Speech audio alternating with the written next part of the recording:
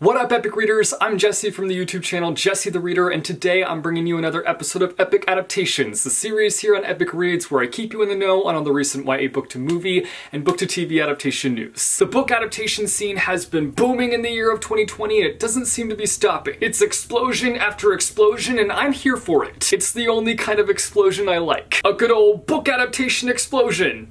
Maybe not a book adaptation explosion, book adaptation news explosion. There we go. We've got quite a bit to cover today, so without further ado, let's get started. First up, the trailer for the book adaptation of Spontaneous by Aaron Starmer has dropped. It's starring two actors who have been in other adaptations. First up, we have Katherine Langford, who has been in 13 Reasons Why and Cursed, and we have Charlie Plummer, who was the lead in Looking for Alaska. We love us some book adaptation crossovers. It's a bit of a coming-of-age romantic comedy story, and it has a bit of a dark humor twist to it. Basically, we follow these kids who are attending high school where kids are exploding. Yes, you heard me right. Kids are exploding. Like, they'll just be sitting in class trying to listen to the teacher and bada bing bada poof, a kid will randomly explode. You know how scarring it'd be to just be sitting in class minding your own business and have the kid next to you explode? You'd literally never be the same. Again, the trailer is out now and the movie is dropping on demand on October 6th. Next up, we have quite a few books that have been picked up to be adapted, and the first one that we have is Felix Ever After by Kaysen Callender. Amazon has picked up the book in hopes of developing it into a TV series. The story follows our main character Felix Love, who is a transgender teen. Despite his name being Felix Love, he's never actually been in love, and he fears that he'll never find his happily ever after. When Felix decides to fight back a cyberbully who has been harassing him with transphobic messages, the last thing that he expects is to find himself in a love triangle through the process. Throughout the book, we see Felix on his journey of self-discovery and also figuring out how to love. I've heard so many great things about this book and I'm definitely planning to read it before the TV series drops. Next up, the Warcross Duology by Marie Lu has been picked up to be turned into a TV series. Y'all, I just read the first book, Warcross, recently, and Marie Lu's writing is injected with visuals. Like, as you're reading the book, the words just transform into visuals and pop in your mind and play out like a movie. So the fact that it's being adapted now is perfect and I am beyond excited to see what they do with it. The story follows a super popular game called Warcross, and we follow a hacker who one day hacks herself into a tournament. At first, she thinks she's gonna get in big trouble and be kicked from the game, but instead she ends up being recruited by the creator of Warcross. He wants her to get to the bottom of an evil force that has been coming for the game. But in doing this and being a part of this and working alongside the creator of Warcross, she's led to a bunch of secrets about Warcross that could change her opinion of the game as a whole. Dun dun dun! Next up, the book A Song of Wraiths and Ruins. I have a hard time saying that title. A Song of Wraiths and Ruin by Roseanne A. Brown has been optioned for TV. This is another book that I've been hearing rave reviews about, and I'm not gonna lie, my credit card is craving a little book purchase soon. The book is inspired by West African folklore. We first up follow Malik, who is desperate to escape his war-stricken home, but once he does escape, he ends up having to make a deal to take out the princess in order to save his sister. On the flip side, we also follow Corinna, who is the crowned princess. She would do anything to resurrect her mother, and she decides that since she knows how to do it, what's stopping her? The one thing that she needs to make it happen is the heart of a king. So what does she do? She holds a competition and offers her hand in marriage as the prize. So basically, when she marries a winner, he'll become a king and she'll get his heart. Yikes. Malik enters the competition, seeing it as an opportunity to take out Corinna. But of course, the thing is, Malik doesn't know just what she has up her sleeve. Y'all, this sounds like my kind of chaotic. I'm excited to read this. I'm excited to see it be adapted. I'm kind of feeling like this is one of those enemies to lovers books, and if you know me at all, you know that I am trash for that. So what I'm saying is that I need to read this book ASAP. The next big bit of news is the fact that the King Chronicles by Rick Riordan has been picked up by Netflix with plans to turn them each into a movie. Shook, shook, shook. I feel like this has been the year for Rick Riordan fans because we keep getting great news about these adaptations happening. We're getting a new Percy Jackson adaptation, and now this. Now we need the Heroes of Olympus series, the Magnus Chase series, and the Trials of Apollo series, and we've got it made. This trilogy is focused on Egyptian mythology, and we follow Sadie and Carter Kane on a wild adventure. After their father, who is an Egyptologist, summons a mysterious figure and quickly disappears after an explosion, the kids must do everything they can to find him and bring him back. I've seen a lot of people say that they would like to see this be an animated adaptation, and I think that would be so dope, especially because of the fact that we don't really have that many book to movie adaptations